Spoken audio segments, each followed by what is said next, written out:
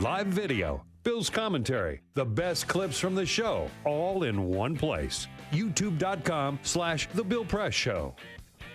Here we go now at 33 minutes after the hour on this Tuesday, November 8, Election Day. The last day you can vote in this election.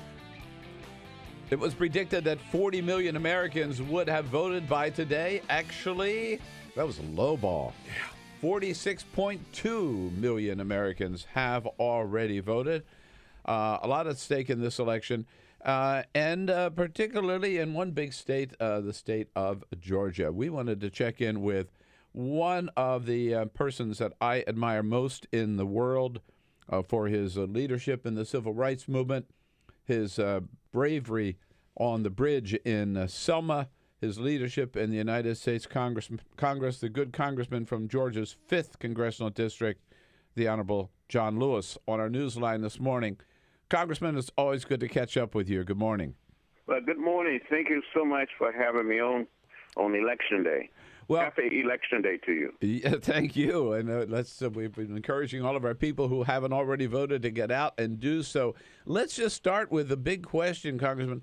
We always say that this election is the most important one ever, but this election certainly is important. What do you feel is at stake in this election?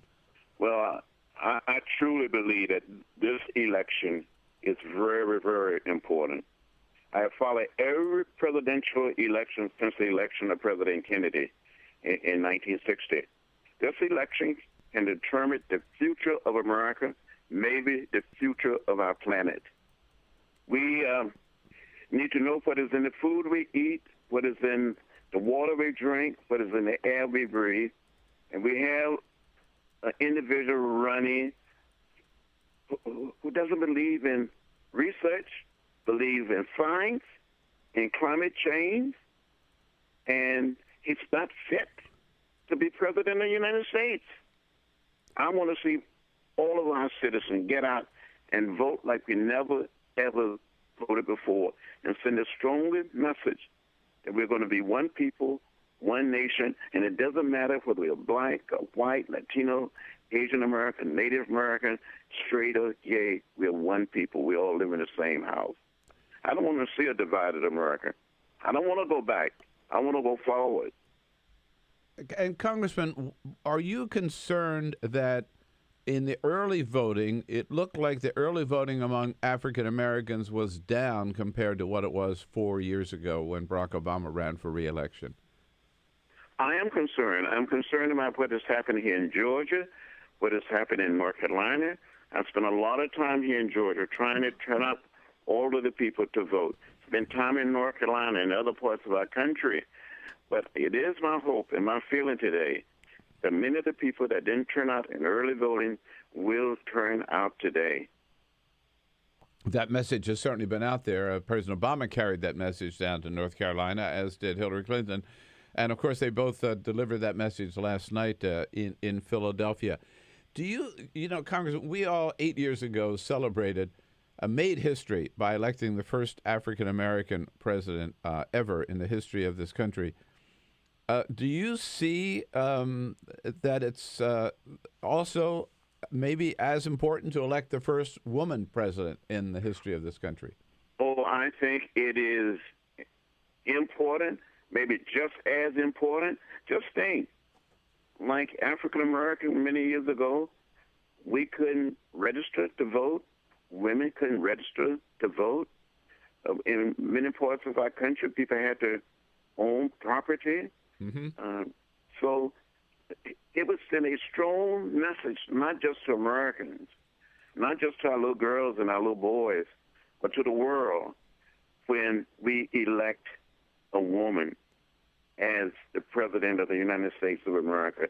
And I want to be in Washington on Inauguration Day, be there before, or maybe even tonight or early in the morning, and say, Madam President. That will be an incredible moment, won't it? Yeah. Oh, yes. You know, I cried. I shared some tears of happiness and joy when President Barack Obama was born, and some members of the press asked me, why are you crying so much? Why are you crying so much? I said, tears of happiness, tears of joy, crying for those people who didn't live to see this day, people who denied the right to register to vote. They said, what are you going to do for me to inaugurate it? If I have any tears left, I'm going to cry some more. And that is exactly what I did. And when Hillary Clinton is elected, I'm going to shout for joy. Yeah. You know, it's interesting. There's a story about the gravesite of Susan B. Anthony, which is in Rochester, New York. Thousands of women have made the trip there and taken their I voted stickers from early voting or whatever, and they've taken off their I voted stickers and put it on her gravesite and on her headstone, which is just a beautiful tribute to how far women have come in this country. Well, it really is. And to see, especially on our side of the aisle, more and more women are being elected. Mm-hmm. And I think we're going to see more today been elected to the Congress. When I first went there, it was all men, mostly white men in gray and dark blue suits. And now we look more and more like America. See these women in colorful outfits, pantsuits, dresses, skirts. It's good. We need to open up America and let all of the people come in and participate. Yeah. You know, I was thinking, Congressman, this morning walking over to the studio that there are young people today who came of age and maybe voted for the first time in 2008, and 2008 and 2012 and 2016. They would have voted for president 3 times and not voted for a white male. And it's amazing. It is amazing what is happening in America, how we are changing. And I think it is a change for the better. It's we're becoming more and more like not just citizens of America, but citizens of the world. And there are people pulling for us. You know, I went to the campaign headquarters in Brooklyn. I go to campaign headquarters all around our country. And a lot of the people that are coming, it's American returning from abroad. Mm-hmm. They think this is so important. That people who are living in Ireland, in Germany, in London and Paris. They say, I'm coming here to volunteer. I want to help out. Yeah, that movement and the millions of people who are out there over the weekend knocking on doors and just an incredible record turnout. Congressman, tell us what the situation is in Georgia. There was a time when none of us thought that Georgia would be in play for a Democratic candidate for president. But it's certainly at play this year. Is there a chance that Hillary Clinton could add Georgia to the column? It is possible. It is going to be very close, I think. I've been traveling around the state and speaking to people in small groups. We have marches to the polls, blacks and white young people, Latinos, Asian American. You know, the population of Georgia is changing. There are more and more Latinos and more Asian Americans. We just got to get them registered and set people on a path to citizenship. And I know that you've been spending time, you mentioned, up in North Carolina with the great Reverend William Barber, a good friend of ours, too.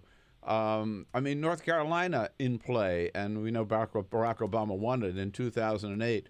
Can we bring North Carolina back home this year? I think it's possible. The people are mobilized there, they energized. It is possible. You know, places like North Carolina and Georgia, it's becoming more and more diverse. And you have all these young people, all these students and college professors and business people moving into Georgia, moving into North Carolina. It's going to have changed the politics here. Yeah. And there. And in both states, Congressman, have you seen any efforts on the part of Republicans to suppress the vote, either by limiting the number of polling places or whatever? I've seen it, not just in Georgia and North Carolina, but there's an ongoing effort to discourage people, to make it harder, to make it much more difficult for people to cast a vote, limiting the days and hours of early voting. It's still shameful that the Supreme Court really gutted the Voting Rights Act of 1965.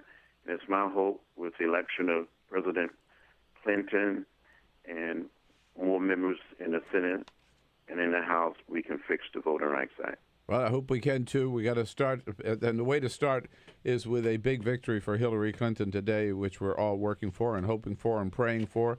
Congressman John Lewis, my good friend, thank you so much for taking time for us this morning. It's an honor to have you on the program. Well, thank you very much, Bill, my friend. Have a great day. All right, thank you. Congressman John Lewis, representing Georgia's 5th District, but really representing all of us and making us proud every day. The Bill Press Show. We'll be right back. Get social with Bill Press. Like us at facebook.com/Bill Press Show. This is the Bill Press Show.